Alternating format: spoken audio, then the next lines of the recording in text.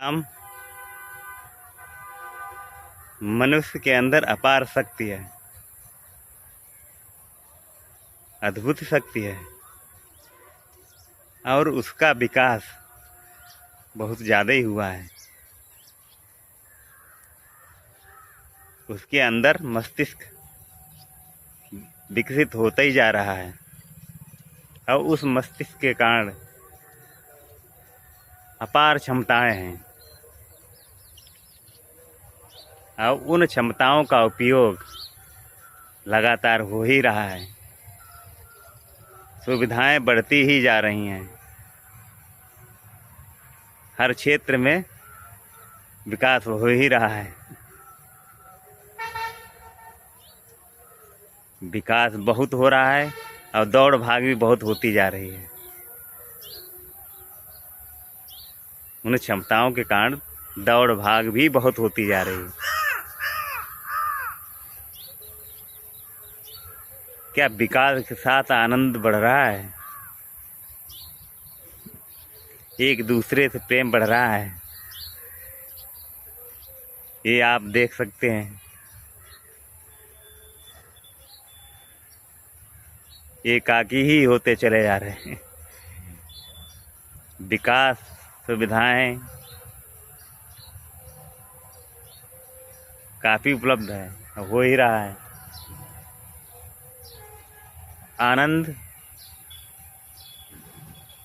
आनंदित कोई दिखाई नहीं पड़ रहा है।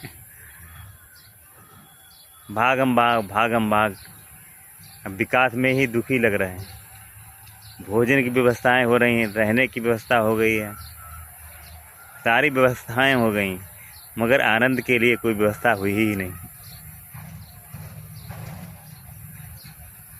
प्रकृति में विकास, प्रकृति में भी विकास हो ही रहा है।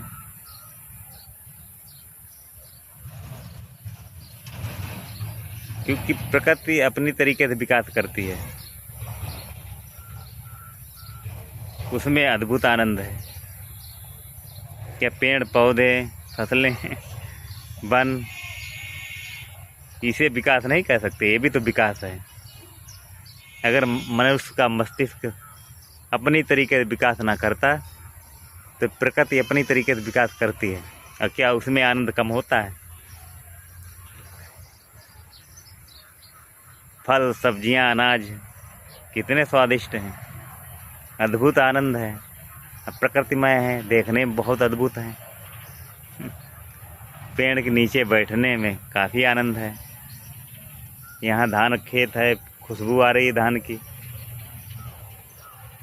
तो ये प्रकृति का भी तो विकास है। प्रकृति अपनी तरीके से विकास कर रही है और पहले से ही करती चली आ रही है, हो ही रहा है। ब्रह्मांड हमेशा विकास कर ही रहा, फैल ही रहा है, मगर हमारा मस्तिष्क के द्वारा जो विकास हुआ है उससे हमारा आनंद होता जा रहा है। सारी सुविधाएं होते हुए भी दुखी ही हम देख रहे हैं, हम भी महसूस करते हैं। एक भागम भाग, ये पालें वो पालें, अब सब पाने के बावजूद दुखी। पैसा भी चाहे जितना आ जाए, आकांक्षाएं बनी ही रहती हैं। तो मस्तिष्क ये खेल खेल ही रहा है। चेतना ने ऐसा मस्तिष्क दे दिया है कि आनंद खत्म होगा, विकास बढ़ेगा, मगर विकास के साथ आनंद भी बढ़ना चाहिए। सुविधाएं भी हो, आनंद भी हो, तभी परमानंद बढ़ेगा। तो आनंद के लिए हमें चेतना, ईश्वर, प्रकृति से जुड़ना होगा। वो अंदर ही है। जब हम आनंदित होंगे तो आनंदित वाले निर्णय, जो आनंद से निकलेंगे निर्णय, वो सबके लिए शुभ ही होते हैं। आनंदित व्यक्ति युद्धों के बारे में नहीं सोचेगा,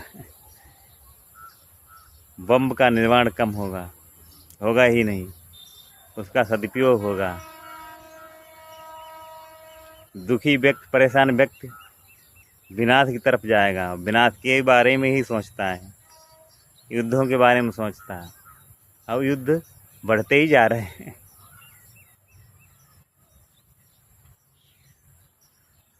आपने देखा होगा किसी आनंदित व्यक्ति ने युद्ध किया है? हमेशा युद्ध बचाने की ही कोशिश की गई। आनंदित व्यक्तियों द्वारा सभी युद्ध बचाने की कोशिश की गई हैं। वो बात अलग है कि जो परेशान डिस्टर्ब लोग ज़्यादा बढ़ते हैं तो उसी प्रकार युद्ध भी बढ़ते हैं। तो अद्भुत आनंद जब ही आएगा जब हम मुक्त होकर इस संसार को देखेंगे, तो हमारे निर्णय भी अच्छे ही होंगे। आकांक्षाएं अति नहीं करेंगी, किसी चीज़ की अति नहीं होगी। अति सर्वत्र वर्जते हैं, मगर ये कहते तो सभी हैं, मगर जीवन में उतारना बहुत मुश्किल है। इसके लिए मुक्त होना चाहिए। हम मुक्त कैसे होंगे? प्रकृति के साथ जुड़कर, अंदर झांक कर कुछ समय अपने लिए निकालें और अपने विचारों को देखें। उल जुलूल गलत सलत विचार चलें, उसके दृष्टा साक्षी बन जाएं, तो काफ़ी बाधाएं रुक जाएंगी और विकास भी आनंदित होने के लिए होगा। तो विकास आनंद दोनों एक साथ होने चाहिए। ये जब ही हो पाएंगे जब हम मुक्त होकर देखेंगे। तो नमस्कार, मुक्त होइए, आनंदित होइए।